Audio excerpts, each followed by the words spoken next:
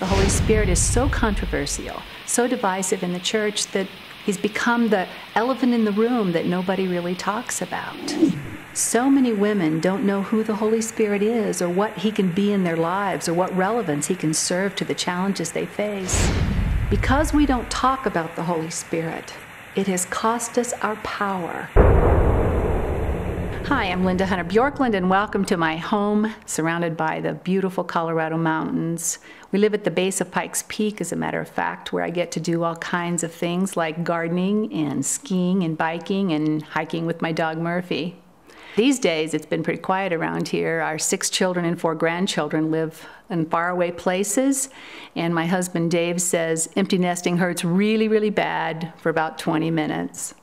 Well, I'm excited to announce the newest release of my latest and most important book, My Heart, the Holy Spirit's Home. I experienced the miraculous work of the Holy Spirit when I was a child growing up in Ohio after my dying 18-year-old aunt was healed of a rheumatic heart, and she lived to be a great-grandmother. I experienced and continued to see the supernatural, tangible expression of the Holy Spirit through those days. It became commonplace to me. Then in 1994, I came to Colorado Springs to go to work as a magazine editor for a major Christian organization. And it was at that time that I made the decision to sanitize my walk with the Lord, my experience with the Holy Spirit, so I would be more palatable to those who didn't have the same experience as I did. But I found that when I left that experience, when I relegated the Holy Spirit, I also lost the power and the intimacy and the communication that I had had with him before. And so I set out on a quest to get it all back. And in the process, I realized that there were other women in the same sort of situation with the same void in their lives. Women who wanted to find a relationship with the Holy Spirit but didn't know how to get there. Do you know that in Jesus' time on earth, he didn't even begin his ministry until the Holy Spirit lit on him when he was baptized by John in the Jordan River? That's when he began his real work. And do you know that before he went away, he said, I have to go away so that I can leave the Holy Spirit behind.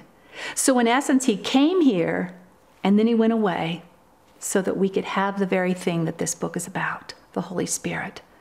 This book bridges the gap in the women's life, the religious part that says befriending the Holy Spirit could make you become fanatical, and that desperately hungry part that makes you want more from your walk of faith. This book also serves to help the woman learn who the Holy Spirit is, what he does, and how he can become real and relevant in the challenges that she faces. The subject is written to women, about women, and unique ways the Holy Spirit can minister for women. The book takes Bible stories, plus real-life women's stories and mine, and helps make them applicable to the reader's life, and includes a study guide that helps them plug in the details. I wrote this book because I wanted women all over to know that the Holy Spirit can belong to them. The Holy Spirit can become real in their lives. The Holy Spirit can be approachable. The Holy Spirit can commune with them and help them make their decisions and comfort them when they hurt. That's why I wrote this book. The book is a perfect fit for large women's ministries, as well as small group gatherings for college-age, singles, or seniors groups of women, wherever women are gathered together, interested in making the Holy Spirit at home in their hearts.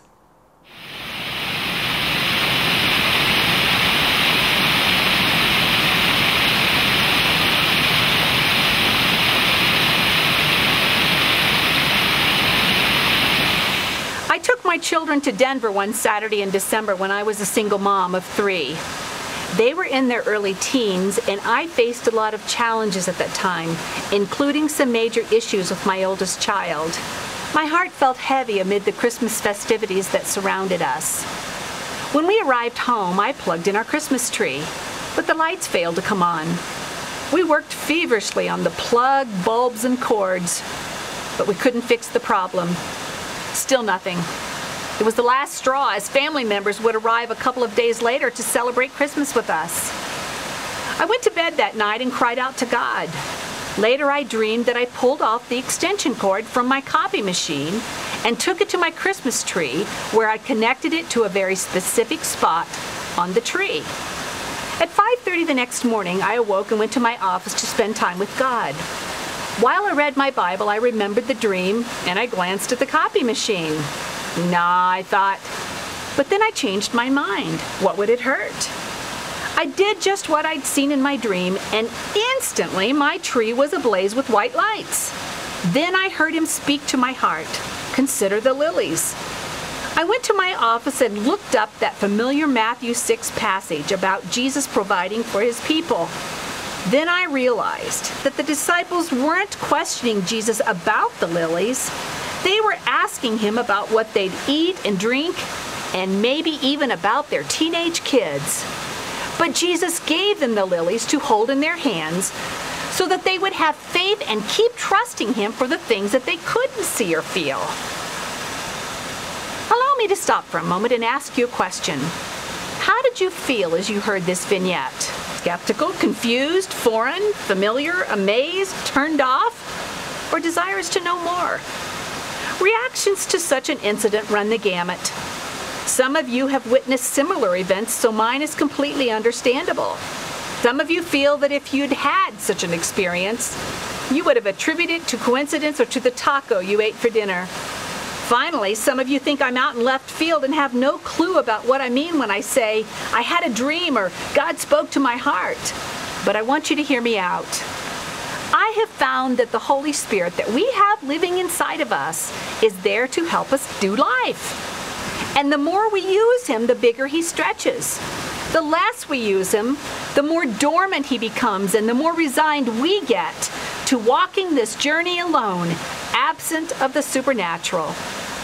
The same Holy Spirit that hovered over the face of the waters before the worlds were created, he resides in you and me. Think about that. Not a duplicate, not a clone. The same Holy Spirit. And the same Holy Spirit that raised Jesus from the dead experiences everything that you and I experience every day, including helping me to light my Christmas tree lights that morning. Hebrews 11:6 tells us that he is a rewarder of those who diligently seek him.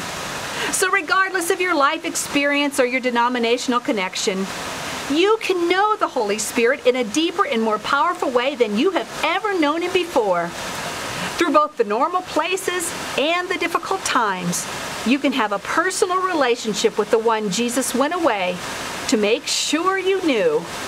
So welcome to your new adventure as you welcome the Holy Spirit into your heart.